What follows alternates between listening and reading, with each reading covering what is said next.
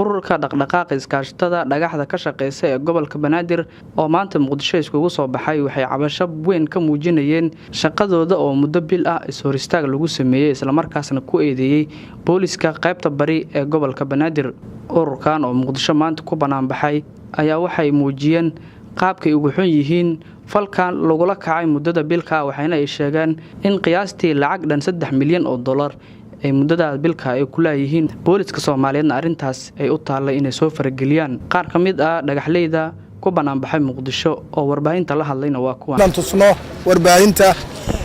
iskaashatada dhagaxa dhibaatada loo geystay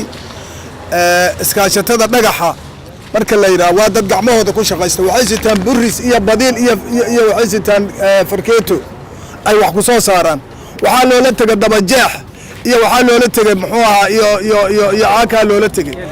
iyo dhashiika loola tagay gacmahooda qof ka fiiriya wuxuu ku arki karaa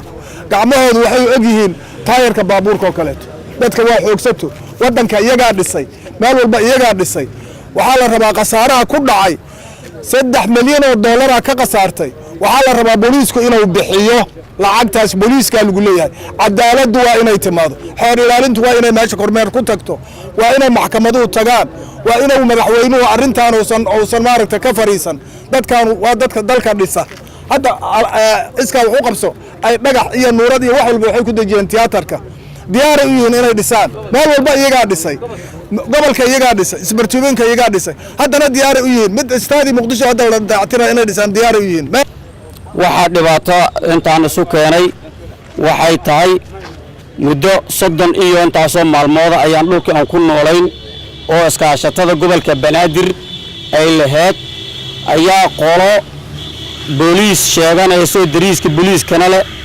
ayaa nagu soo gashay anagoo xilliga quraacda u diyaar garownay shaqadayna haysano. Umar Mahdi la yiraahdo iskaashatada gobolka Banaadir magaceeda ku hadlaayo dadkii iskaashatada u soo shaqeey jirana ayaan kamid ahay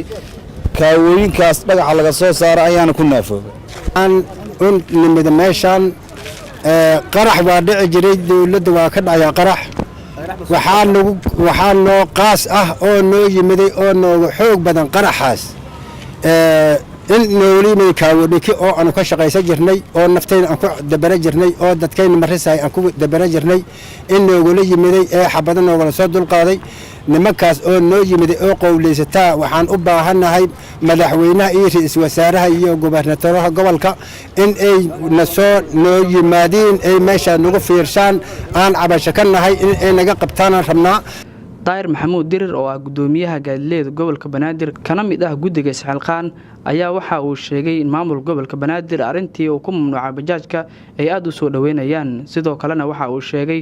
in barnaamijka isxilqaan ee iskaashatada wax badan ay ka sameeyeen isla markaasna guryo badan oo dawladda ah ay soo dhiseen. Guddiga isxilqaan oo la sameeyay oo loogu talagalay magaalada Muqdisho inay bilcida soo celiyaan iskaashatada waa ku jirtaa dadka wax la weydiistay guddigana ana ku jira oo toban ku ah waxaan maanaga baqas ka jawaabayna dadkan waa dadkii shalay iska xaqabso ku dhisay magaalada Muqdisho haday iskool leedahay iyo haday saldhig leedahay dan guud oo dhan waxa dadka ka dhaxaya dadkii dhisay waa iska xaqabso ku dhisay maanta buu kadib waxay diyaar u yihiin isxilqaan ay qaataan kelimadaas madaxweynuhu soo jeediyay oo dalka sida shalay u dhisay maanta kelimadaas ku dhisaan shalay magaalada ayaga dhisay iska xaqabso ku dhisay maanta diyaar waxay yihiin kelimadaas isxilqaan inay qaataan oo dhisaan waana soo bilaabay oo isxilqaameen diyaarayna u yihiin magaalada Muqdisho oo wixii dan guuda inay gacan weyn geystaan marka waxaan noo mahadcelin madaxda madaxweynaha ra'iisul wasaaraha gudoomiyaha baarlamaanka gudoomiyaha gobolka Banaadir baa in la soo arko ciidankan degay meesha oo cid loo diro oo 40 sababta ay ku haystaan warshadii shaqeynayay dad ka shaqeysay ugu soo saareen in wax laga qabto